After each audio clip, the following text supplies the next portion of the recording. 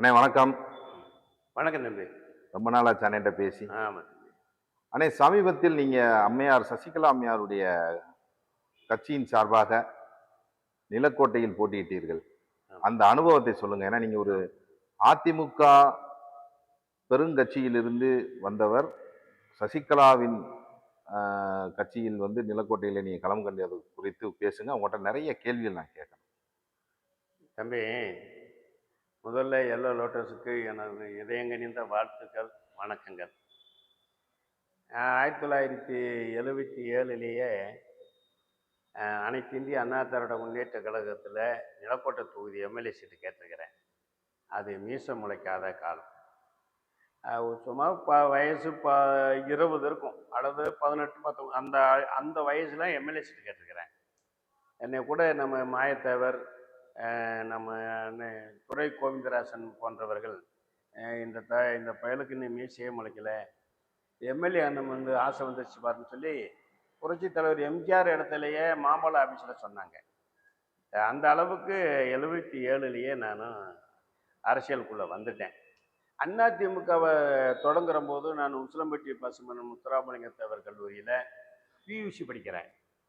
காலையில் நான் டீ கடையில் போய் பேப்பர் பார்த்தேன். தினத்தந்தி பத்திரிகையில் கொட்டை எழுத்தில் எம்ஜிஆர் டிஸ்மிஸ்ன்னு போட்டிருந்தாங்க.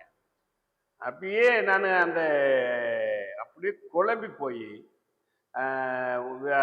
ஹாஸ்டலில் போய் நல்லா காமர்ஸ் வணிகவியல் நோட்டு பின்னாடி நிறைய வெள்ளைப்பேத்தாள்கள் இருக்கும். அதில் நல்லா பேனாவை மையை இறக்கி விட்டு நூலை சுற்றி கொட்டை எழுத்த எழுதுவோம். எம்ஜிஆர் என்றால் திமுக, திமுக என்றால் எம்ஜிஆர், ஊழல் கருணாநிதி ஒழிக, இட்லி வித்த முத்துக்கு இம்பால வந்தது எப்படி, இப்படி ஏக வசனங்களை எல்லாம் எழுதி முதல் போராட்டத்துக்கு எம்ஜிஆர் போராட்டத்திற்கு பிள்ளையார் சொல்லி உசிலம்பட்டி பசுவன் முத்துராமலிங்க தேவர் கல்லூரி வாசல்ல நான் தொடங்கினேன். அன்றைக்கு பேருந்துல இருந்து இறங்கி வந்த பையங்க பூரா எவனுமே வகுப்புக்கு போகல. போராட்டம் முதல் தொடக்கணும். கடைசியில் அன்றைக்கு கல்லூரி முழுக்க விடுப்பாயிருச்சு. மறுநாள் உசிலம்பட்டி மேல்நிலைப்பள்ளி, உசிலம்பட்டி ஹைஸ்கூலில் அந்த நம்ம கோடை ஸ்கூலு, நாடார் ஹைஸ்கூலு, நம்ம பெண்கள் கல்லூரி டிஎல்சி, இந்த இதுக்கெல்லாம் நாங்கள் நம்ம கல்லூரி ஸ்டூடெண்ட் எல்லாம் போய் போராட்டம் பண்ணோம், ஊர்வலம் வச்சோம். அன்னைக்கு மறுநாள் ஒரு பஸ்ஸை எரிச்சிடறாங்க. அந்த மதுரை முத்து பஸ்ஸுன்னு சொல்லி கம்பம் டு மதுரை போகிற அப்துல் காதர் வண்டியை தீ வச்சு எரிச்சிடறாங்க. ஸ்டூடெண்ட்டு தான் எரிச்சிடறாங்க. அதில் இருந்து போராட்டம் தமிழகம் முங்கும் எல்லா இடத்துலையுமே எம்ஜிஆர் படம் இல்லாமல் யாரும் வண்டி ஓட்டி போக முடியாது. அதுக்கு வித்துட்டவன் பிள்ளையார் சொல்லி போட்டவன் நான். அந்த இதில் அனைத்துலக எம்ஜிஆர் மன்றத்தினுடைய பொதுச் செயலாளர் திருச்சி சவுந்தரராஜனுக்கு துணை பேச்சாளராக, அவருக்கு வெத்தலை போய் தூக்கி அலைஞ்சு தமிழகம் எங்கும் அவர் துணை பேச்சாளராக மாணவராக இருக்கிற பொழுதே நான் மேடைகளில் பேசியிருக்கிறேன். அந்த ஆசையில் தான் 77 எம்எல்ஏ சீட் கேட்டேன். அப்புறம் 80 கேட்டேன். 80 எனக்கு அண்ணன் மதுரை முத்தண்ணே, மேயர் முத்தண்ணே எனக்கு பரிந்துரையெல்லாம் பண்ணார். இதே நிலக்கோட்டை தொகுதிக்கு தான். அப்புறம் 84 கேட்டேன். ஆனால் அவனும் எம்ஏ படிக்கிறேன், எம்ஃபில் படிக்கிறேன், பிஹெச்டி பண்ணுறேன், மாணவர் அமைப்பில் இருக்கிறேன், இலக்கிய அணியில் இருக்கிறேன். அந்த கட்சியில் ஒரு ஈடுபாடாக இருந்து வந்தேன். 89 புரட்சித்தலைவர் எம்ஜிஆர் மறைவுக்கு பின்னாடி எங்களுடைய உத்தம தலைவி புரட்சி தலைவி ஜெயலலிதா அவங்களுடைய அணியில் இந்த தொகுதியில் சேவல் சின்னத்தில் போட்டி போட்டேன். எனக்கு சொந்த ஊர் உசிலம்பட்டி. இங்கே போட்டி போட்டு 26,860 ஓட்டு வாங்கினேன். 1,200 ஓட்டு வித்தியாசத்தில் தோல்வி அடைஞ்சு உடனே வெற்றி வாய்ப்பு இழந்துட்டேன். இது 89. அப்புறம் 10 வருஷம் கழிச்சு தான் நான் இந்த தொகுதியில் எம்எல்ஏ ஆகிறேன். அந்த இடைப்பட்ட காலத்தில் நம்ம மதுரை தமிழ் சங்கம், செந்தமிழ் கல்லூரியில் வேலை கொடுத்தாங்க. உசிலம்பட்டி பசுமன் முத்துராமலிங்க தேவர் கல்லூரியிலையும் எனக்கு வேலை கொடுத்தாங்க. அந்த வேலை கொடுத்து அந்த வேலை பார்த்துட்டு இருக்கும்போது தான் 2001 தேர்தல் வந்தது. அம்மாட்ட கேட்டேன், எனக்கு டிக்கெட் கொடுத்தாங்க. 32,000 ஓட்டு வித்தியாசத்தில் இந்த தொகுதியில் ஜெயிக்கிறேன். என்னை எடுத்து போட்டி ஓட்டவங்கள்லாம் டெபாசிட் போனவங்களாம் இருக்காங்க. அது மாதிரி அந்த போட்டி ஓட்டு இந்த தொகுதிக்கு பல்வேறு சாதனைகளை செஞ்சிருக்கேன் தம்பி. ஒரு சாதனை 150 ஊருக்கு கலையரங்கம். எடப்பாடி அவர்கள் ஏன் அவரை சந்திச்சீங்களா? நான் அர்த்தம் சொல்றேன், இவ்வளவு சீன்ல இருந்தவன் இங்கே இருக்கிற திண்டுக்கல் சீனிவாசன், நத்தம் விசுவநாதன், எங்களை மாதிரியே படித்தவங்க என்ன பேராசிரியர்ன்றான், கவிவான் இருந்து அம்மா பட்டம் கொடுக்குது. இவங்கெல்லாம் வரவிடாமல் தடுக்கிறதுக்கு ஒரு கருவியா யாரை பயன்படுத்துறாங்க? அந்த சின்ன அம்மாவத்தை பயன்படுத்துறாங்க, சசிகலா அம்மாவத்தை பயன்படுத்துறாங்க.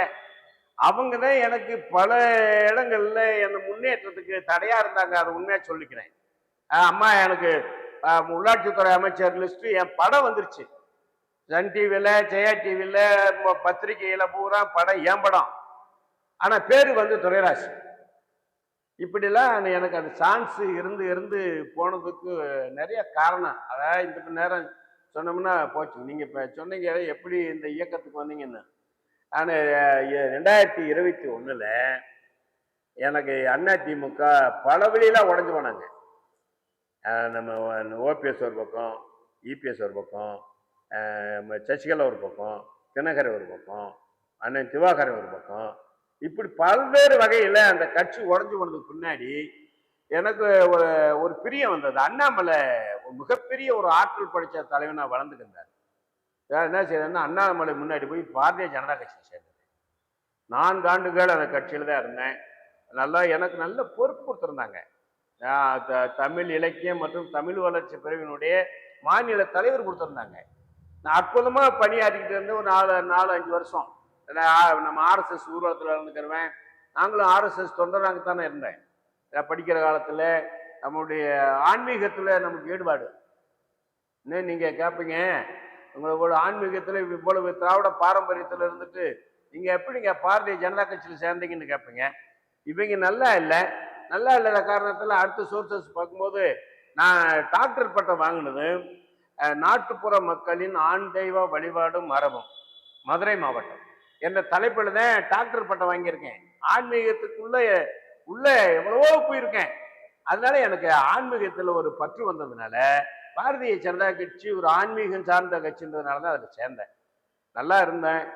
கடைசியில் இந்த பாரதிய ஜனதா கட்சிக்கு தலைவராக வந்தார் யாரு? நம்ம நயினார் நாகேந்திரன். இந்த கட்சியை, இந்த பாரதிய ஜனதா கட்சியை அழிக்க வந்தவர் தான் நயினார் நாகேந்திரன். ஒழிக்க வந்தவர் எடப்பாடியோடு சேர்ந்து இந்த பாரதிய ஜனதா கட்சியை ஒழிச்சிட்டு கடைசியில் இன்னைக்கு கேவலப்பட்டு அசிங்கப்பட்டு இந்த இயக்கத்தவையே தொலைச்சிட்டு போயிட்டாங்க. நான் பார்த்தேன், என்னப்பா 4 வருஷமா வந்து இதில் இருந்தோம், ஒன்றும் இல்லாமல் போனோமே என்ன குழம்பிக்கு இருக்கிற நேரத்தில் எனக்கு அருமையான சந்தர்ப்பத்தை கொடுத்தவர் இன்றைக்கு இருக்கக்கூடிய நம்ம புஷி ஆனந்த். அவர் உண்மையிலே ஒரு தெய்வ தரிசனம் பெற்றவருங்க. அவரு என்னை கூப்பிட்டார். நான் சென்னைக்கு வந்தது செய்தி எப்படியோ தெரியுது அவங்களுக்கு.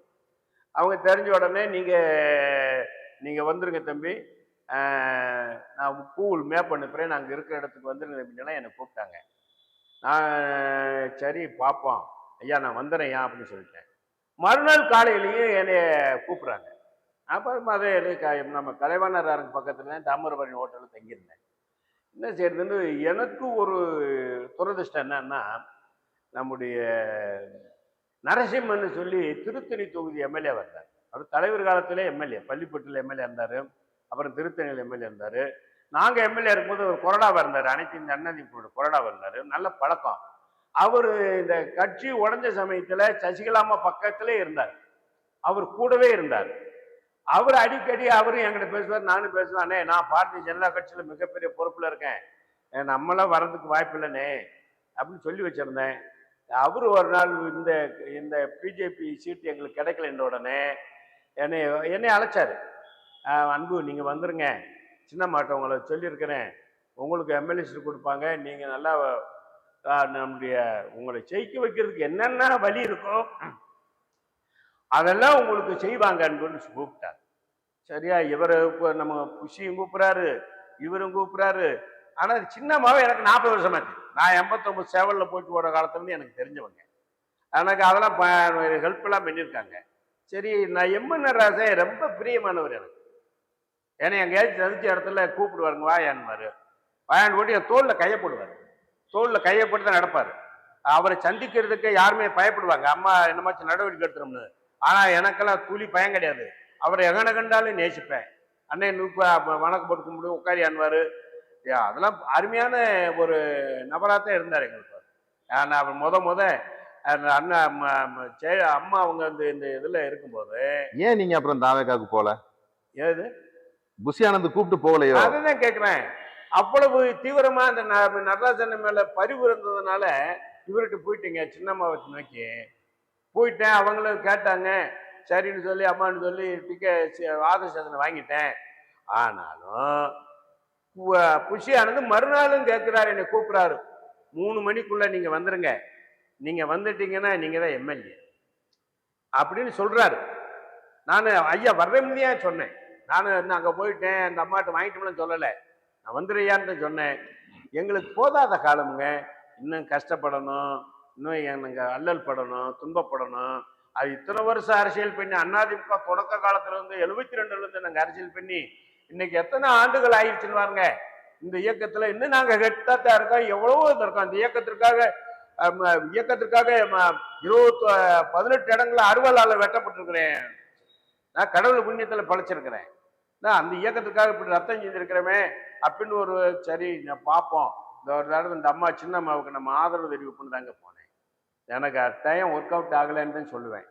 எனக்கு இந்த அம்மாவின் மண்குதிரை நம்பி ஆற்றில் இறங்கின கதையா போயிருக்கேங்க. என்னாச்சு? ஏன்னா அந்த அம்மா எதுவும் செய்யலை. எங்களுக்கு அசிங்கப்பட்டு வெக்கப்பட்டு கேவலப்பட்டு தாங்க மிச்சம்.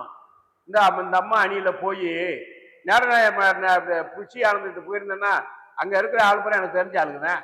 நிர்மல்குமார் எங்க ஊருக்காரர் தான், பிஜேபியில தான் எங்களோட தான் இருந்தாரு. நம்முடைய அண்ணன் நம்ம இவர் செங்கோட்டையன் என்னைய மாதிரி அவர் சேவல் கேண்டிடேட்டு. எனக்கு அப்போ 89லேருந்து எனக்கு பழக்கமானவர் தான். எல்லாமே இங்க இருக்கிற இப்ப சபாநாயகர் இருக்கக்கூடிய அவருடைய ஜேசிடி பிரபாகரன் அவர் என்னை மாதிரி சேவல் கேண்டிடேட்டு. எனக்கெல்லாம் அந்த நேரத்தில் அம்மாட்ட பரிந்துரை செஞ்சு வர்றேன் அவர் இருந்தாரு. இந்த அருமையான இயக்கம்ங்க. எனக்கு நம்மளுக்கு போதாத காலம்.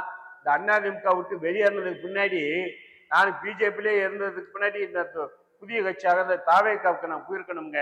இந்த தமிழக வெற்றி கழகம் அது உன்னதமான கழகம்ங்க. என்னை பொறுத்துனா அதிமுகக்காரே கொள்ளையடிச்சு வச்ச பணத்தை கொடுத்து 1500 ரூபா, 2000 ரூபா, 3000 ரூபா, 4000 ரூபா, 6000 ரூபாய் ஓட்டு கொடுத்தாங்க திண்டுக்கல்ல. ஆனா அதே மாதிரி என்னுடைய தொகுதியிலேயே 2000 திமுக காரன் கொடுக்குறான், அதிமுக காரன் 1500 கொடுக்குறான். இப்படி பணங்களை கொள்ளையடிச்சு வச்சு பணத்தை கொடுத்து விலைக்கு வாங்கி கொள்ளலாம்னு நினைச்சான். ஆனா கடவுள் இந்த ஜனநாயகத்தை காப்பாற்றுக்கிறாருன்னா அது உண்மையிலேயே புஷியின் மூலமாக நம்முடைய எங்க தளபதி நம்முடைய விஜய் மூலமாக வந்த ஒரு மிகப்பெரிய ஒரு நற்காரியம் என்னன்னா, இந்த பணம் இல்லாம ஜெயிச்சிருக்கிறாங்க. மக்கள் பணத்துக்கு முக்கியத்துவம் கொடுக்கலங்க. இந்த பணத்துக்கு முக்கியத்துவம் கொடுத்தவங்க தான் திராவிட முன்னேற்ற கழகத்துல ஜெயிச்சவங்களும் திராவிட முன்னேற்ற கழகத்துல ஜெயிச்சவங்களும் இந்த பணத்துக்கு முக்கியத்துவம் கொடுத்தவங்க தான். அவங்களையும் பணம் கொடுக்காம இருப்பாருன்னு வச்சீங்கன்னா இன்னைக்கு 234 தொகுதியிலுமே தமிழக முன்னேற்ற கழகம் தாங்க வெற்றி கழகம் தாங்க வெற்றி பெறும். சரி, இப்ப நீங்க வந்து ஒரு அந்த காலத்துல இருந்து கிட்டத்தட்ட 45 ஆண்டுகளுக்கும் மேலாக ஒரு திராவிட அரசியல் பின்புலத்திலே வந்தீங்க. ஆமா. தமிழக வெற்றி கழகம் 1.5 வருஷம் தான் ஆச்சு கட்சி ஆரம்பிச்சு. ஆமா. எந்த மக்கள் பிரச்சனைக்கும் போராடல, எதற்காகவும் அவர்கள் வந்து ஜெயிலுக்கு போல. மக்கள் பிரச்சனையை மக்கள் மன்றத்துல ஏன் குறைந்தபட்சம் ஒரு செய்தியாளர் கூட சந்திக்காத விஜய் அவர்கள் முதலமைச்சராக ஆயிருக்கிறாரு. மக்கள் ஓட்டளிச்சிருக்கிறாங்க. மக்களுடைய மனப்பான்மை குறித்து உங்களுடைய பதில் என்ன?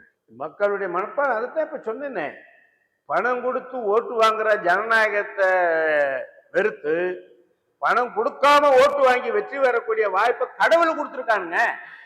விஜய் மூலமா இந்த நாட்டுடைய இந்திய ஜனநாயகம் வாழணும், தளிர்க்கணும், உண்மையான ஒரு ஜனநாயகமா இருக்கணும்னா கடவுள் வழிபடுத்திருக்கிறாரு விஜய. எல்லாம் அவ்வளவு நிதர்சனம் இல்லாம ஐயா வாங்க உங்களை கேண்டிடேட் ஆக்குறோம், உங்களை எம்எல்ஏ ஆக்குறோம், நீ மந்திரியா வருவியா கூப்பிட்டாங்க. அவ எவ்வளவு நிதர்சனமா கூப்பிட்டுக்கிறாங்கன்னு பாருங்க. அந்த அளவுக்கு தெய்வத்தினுடைய ஆர்டர் அனுமதி விஜய் கிட்ட தாங்க இருந்துச்சு. இவங்க எல்லாம் கொள்ளைக்காரங்க. நீ யோசிச்சு பாருங்க. நீங்க விஜய் ஒரு நாள் வந்தாரு, 2 நாள் வந்தாருல, அன்னைக்கு வந்தவன் தான் நீங்க கடவுள். அன்னைக்கு வந்தவன் தான் நியாயத்தை எதிர்க்கிறதுக்கு, நியாயத்தை அழிக்கிறவனு அது இது செய்யறதுக்கு தானே இறைவன் தோன்றுவாரு. இப்ப தேர்தல் வாக்குறுதிகளை நிறைவேற்றுவதற்கு எனக்கு கொஞ்சம் அவகாசம் கொடுங்கன்னு கேட்கிறாரு விஜய். ஆமா, அது உடனே என்ன சீவும்பாவா மந்திரத்துல உடனே வர வைக்க முடியும்? 2500 1500 இதெல்லாம் ஒவ்வொரு இது யோசிச்சுத்தானே செய்ய முடியும். அவர் தேர்தலில் வந்து எல்லாத்தாங்க சொல்லுவான். நான் கூட பாரதிய ஜனதா கட்சிக்கு தேர்தல் அறிக்கை கொடுத்துருந்தேன் எங்க தமிழ் இலக்கியத்தின் சார்பா. நாங்க 4000 கொடுக்குறோம்னு சொன்னேன். தேர்தல் வரும்போது ஏதாவது இப்படி எய்மு நாங்க இந்த அளவுக்கு கொடுப்போம்ன்றது தேர்தல் வாக்குறுதி கொடுக்கறது உண்மைதானுங்க. அது ஒரு படி அரிசி அண்ணா நாங்க வந்தோடனே ஆட்சிக்கு வந்தோம்னா ரூபாய்க்கு ஒரு படி அரிசி போடும்னாரு. போட்டாரா? ஒரு சம்பிரதாயத்துக்கு சொன்னாரு, அப்புறம் போட்டாரு, ஒரு நாள் போட்டாரு. அதெல்லாம் வந்து நீங்க தேர்தல் வாக்குறுதிகளை நீங்க மையப்படுத்தாதீங்க. இறுதியாக உங்களுடைய அரசியல் பயணம் சசிகலா அவர்களால் நான் வந்து மோசம் போனேன்னு சொல்றீங்க. நான் ஏற்கனவே சொல்லிட்டேன். என்னை அழைத்து கடவுளே வந்து என்னை அழைத்த பொழுது நான் சாத்தான் பக்கம் போயிட்டேன். அதனால இனிமேல் சாத்தான் கூட இருக்க முடியாது. நியாயமான நேர்மையான ஒழுக்கமான கட்சியாக தமிழக வெற்றி கழகம் முன்னேறும். நான் இன்னும் போய் சேரல. ஒரு அபிமானத்தை உங்களுக்கு சொல்றேன். ஒரு அபிமானத்தை சொல்றேன். நல்ல கட்சியா இருக்காங்க இவங்க அதிமுக காரங்க கூட போனா, திமுக காரங்க கூட போனா இவன் பணம் கொள்ளையடிச்சு வச்சிருக்கேன், பணம் கொடுப்பேன்னு தாங்க வாக்காளர் நினைக்கிறேன். இல்ல இப்ப நீங்க அப்படி பார்த்தாலும் பெரும்பான்மையா வரல. குதிரை பேரம் நடத்திதான் அங்க வந்து ஆட்சி அமைச்சிருக்காருன்ற குற்றச்சாட்டு இருக்கு. அவருக்கு எந்த பதிலும் என்ன சொல்ல. அதத்தான் இப்பயும் சொல்றேங்க. எல்லோ லோட்டஸ் நீங்க கொஞ்சம் புரிஞ்சுக்குங்க. இவன் பணம் கொடுக்கறதுனால பணத்துக்காக ஓட்டு போடுறான். எல்லா பேத்துக்கும் 2 லட்சம் பேருக்கு அதிமுக காரன் பணம் கொடுக்க முடியாது, திமுக காரனும் பணம் கொடுக்க முடியாது. பணம் கொடுக்காத காரணத்தினால பணம் வாங்காதவன் போல ஜனநாயகத்தால ஓடுறான். பணம் வாங்கினவன் பணநாயகத்துக்கு ஓட்டு போட்டிருக்கான். நீங்க அது வந்து யதார்த்தமானது ஒண்ணுங்க. பணம் கொடுக்கும்போது பணத்தினால எல்லாம் ஆகாதுன்றது இப்ப ப்ரூவ் பண்ணிட்டாங்க. நானும் எங்க 89ல சேவல்ல போட்டு விட்டேங்க. எனக்கு 50,000 கூட செலவு கிடையாதுங்க அன்னைக்கு. அப்புறம் 2001ல போட்டு விட்டேங்க. எனக்கு பணம் செலவு கிடையாது. எனக்கு உங்களை மாதிரி ஆளுங்க 10,000 5,000 ரூபா தாங்க கொடுத்தான். ஆனா இன்னைக்கு நிலைமை அப்படி இல்லையில. அதிமுக அடிச்சு வச்சிருப்பேன். உதாரணத்துக்கு கூட இப்ப கூட சின்ன மாவட்ட ஆளுங்க நான் 5 கோடி 6 கோடி கொடுத்துருப்பாங்க. அன்பழகன் வாங்கிட்டு பணம் கொடுமைங்க. உலகத்திலே ஒரு நமக்கு சேர்ந்த இடம் அப்படி இடமா போச்சுங்க. நான் யோசிச்சு பார்க்குறேங்க. எத்தனை வருஷமா கட்டுப்பாடா 25 வருஷமா எந்த இதுக்கு போகாம பாரதிய ஜனதா கட்சிக்கு போயிட்டு அவங்க எல்லாம் இப்படி மோசமா இருக்காங்களேன்னு சொல்லி வெற்றி கழகத்துக்கு போடாமன்னு நினைச்சு வந்த இடையில இப்படி சிக்கிக்கிட்டீங்க இவங்க கிட்ட. எங்களுக்கு தர்மத்தின் வாழ்வு தானே சூது கவ்விடுச்சுங்க. அதனால தாங்க நான் அவங்க போயிட்டேன். இறுதியாக உங்களுடைய பதில் என்ன சொல்லுங்க. இறுதியா என்னுடைய பதில் வந்து நல்லாட்சியை நடத்துறது விஜய் நடத்துவார். அவர் நல்லாட்சி நடத்துவார். நீங்க இன்னும் அவன் பணம் கொடுப்பான். இன்னும் கூட இந்த சொல்றீங்க பாரு 2,500 ரூபா கொடுக்கும். என்ன 2,500 கொடுக்கணுமா? எதுக்கு 2,000 வேலை? நீ வேலை திட்டத்தை கொடுங்க, நீங்க பாலிசி திட்டத்தை கொடுக்காதீங்க, இலவசம் கொடுக்காதீங்க அப்படின்ட்டு தானங்க லட்சியம். நம்ம நீங்க பழையபடிக்க அந்த பணம் கொடுக்கறது தானங்க நீங்க சொல்றீங்க. 2,400 ரூபா கொடுங்கன்னு சொல்றீங்களே, அது எப்படிங்க நியாயமாகும்? அது வந்து அந்த வேலை இல்லாத ஆளுகளுக்கு ஒரு வாய்ப்பா இருக்கும். நான் சொன்னேன், நான் ஆரம்பத்திலே உங்களுக்கு போன தடவை எங்களை அதிமுகவுக்கு ஒரு அறிக்கையெல்லாம் கொடுத்துருந்தேன். தேர்தல் அறிக்கை. நாங்கள் வந்தோம்னா மிக்சி கொடுப்போம், கிரைண்டர் கொடுப்போம், மின் விசில் கொடுப்போம், டிவி கொடுப்போம்னு சொன்னேன். அதே மாதிரி அம்மா கொடுத்தாங்க. அது மாதிரி அது கவர்ச்சி திட்டம் தானுங்க. கவர்ச்சி திட்டத்தை செய்யலைன்னா பொருளாதாரம் வேணும்ல. இன்னொரு பாப்பா நாங்களும் உலகம்லாம் கடை வாங்கியிருக்காங்க. இன்னொரு 2 லட்சம் கோடி 5 லட்சம் கோடி 10 லட்சம் கோடி கடை வாங்கி உலக கடை வாங்கி கொடுப்போம்ங்க. ஓகே ஓகே, மிக்க நன்றி. நான் உங்களுடைய அரசியல் பார்வையும் உங்களுடைய அரசியல் அனுபவமும் மிக்க அதாவது தேவையானதாக இருந்தது. இன்னைக்கு தேர்தல் முடிந்ததுக்கு பிறகு உங்களுடைய அனுபவம் கேட்பதற்கு முக்கியமானதாகவும் சுவாரஸ்யமாகவும் இருந்தது. மிக்க நன்றிண்ணே. நன்றி தம்பி, ரொம்ப நன்றி தம்பி.